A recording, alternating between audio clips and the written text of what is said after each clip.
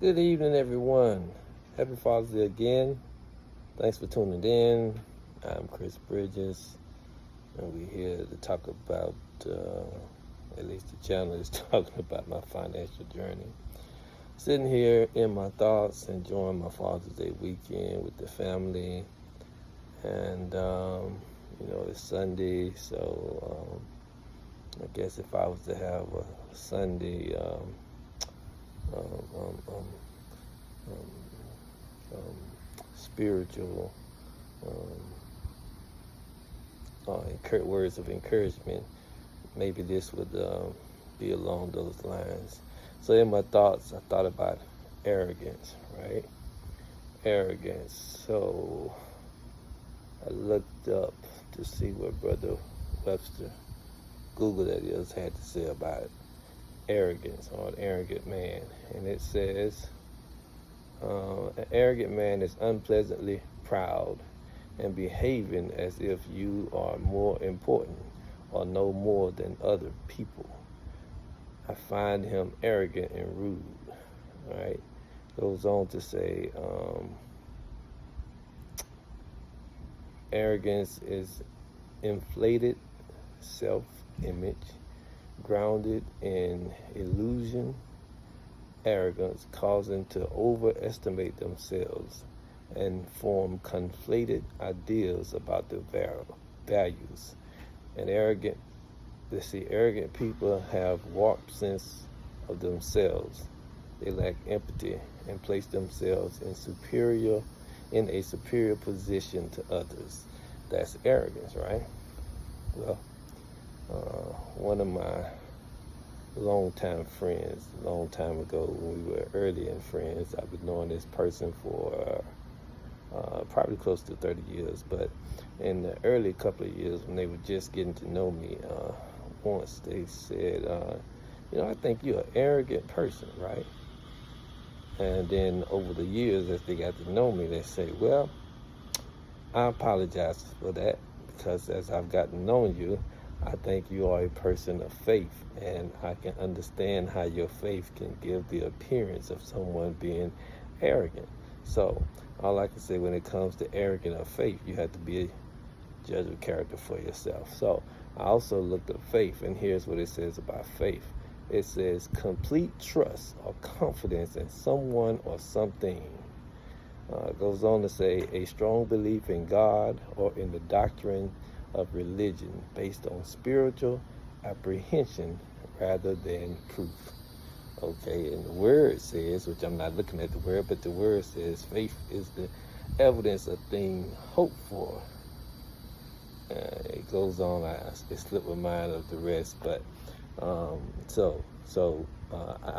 know that I am a Christian, and I've said that before, and I know that I am a man of faith, and I've been building my relationship with the Lord for several decades, so my faith level may not be the same level of faith as others. So be it, right? So Father Abraham, or Abraham in the Bible, it says he was fully persuaded. He believed what the Lord had promised him when the Lord told him he was going to be the father of many nations. Well up in age, well beyond childbearing years, but he yet was fully persuaded. So I think of that, and I think about the conversation I had with a couple I met not long ago in the run of a day, right? I met a couple, and we were probably in each other's presence for maybe 30 to 45 minutes, and we were talking about different things, the weather and what have you, and we got around to financial conversations and talking about investing and what have you. And we got to talking about stock, and we got to talking about crypto. They had good things to say about stock, and when we got on crypto, they didn't have much to say. They just don't understand it. And I started, trying to share, well, if you take the time to do a little research and you understand about how crypto works and how it runs, it could really be a huge financial blessing to you, especially if you have a few dollars, to be able to put to risk, right? Little risk, little reward. Big risk, big reward. No risk, no reward. It's not me. That's just the way the game of life goes. I believe the Bible says if you give liberally, he'll bless you liberally. Liberally means to be not stingy in your giving. You say you give sparingly, and he'll bless you sparingly. Sparingly means being stingy in your giving. You know, the choice is yours. It's a free country, and we serve a free will God. Okay, going on to say about the conversation I had with the couple. So they were saying like, well, we talked about the Bitcoin halving and how Bitcoin came out in around 2008. The Bitcoin halving process happens every 4 years, right?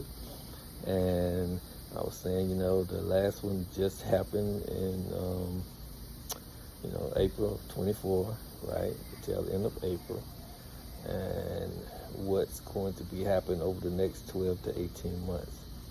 And so at the end, just before we parted ways, they were like, well, we're glad that you have such strong conviction. Conviction is the belief. Glad you have such strong conviction, and we hope it comes to pass. I say, well, thank you, and you guys have a good day. Wish you guys all the best. So I can understand how someone could see it as a strong conviction.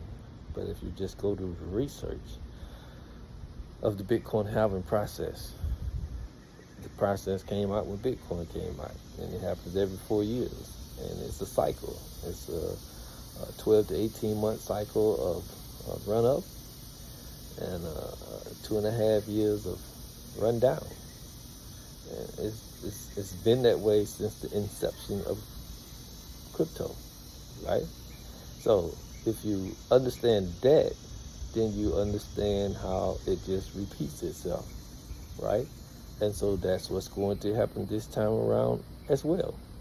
But some can see it as you're arrogant in which you think you know everything. I by far do not know everything, but I do know enough how to survive in life. I do know enough how to take care of my family. I've only been doing it since I've had a family, and I've had a family for, quite a while.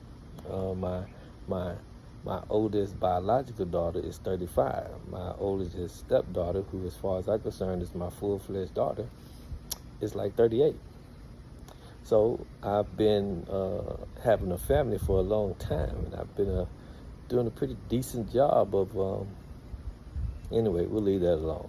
So in life, we all have choices, ideals, and decisions. And we make our decisions based off our choices, our ideals, our understanding, and our faith. I'm always talking about build your financial knowledge. You need to build your understanding in life. You need to build your understanding of how things operate and how things function and how things flow. And you need to build an understanding in the relationship with God. At least that's my opinion. I mean, it's Sunday. Those are my words of encouragement. So, is it arrogance or is it faith? Those who have been living for a while, they had the commercial about the video company, audio company, Memorex. I don't think Memorex is around anymore. If it is, they probably changed the name or what have you. But Memorex, is it real or is it Memorex? Memorex is basically a recording, either a video recording or a tape recording or a CD recording, but it was a recording, right? And they were advertising their brand and how good they are. How good they are is you couldn't tell the difference between Memorex and the real thing. So, is it arrogance? Is it faith? What's real? What works? What works for me is having faith in my God, doing my due diligence to things in life. As I said, I believe on last weekend about getting the wisdom, getting knowledge, and get the understanding. And all I get and get an understanding. And when you get these things, they all three work together. And the threefold cord is not easily broken. When you get all three of those things working together, you can do some great things. You can do great things in life. You can do great things in your marriages. in your marriage, in your relationship. You can do great things, in your financial world. You can do great things in your spiritual life. So, arrogance, faith, what works, what's real. The choice is yours. Wish you guys have an outstanding end to your weekend and to your Father's Day weekend. And as I like to say, take care and be blessed continually, my friend.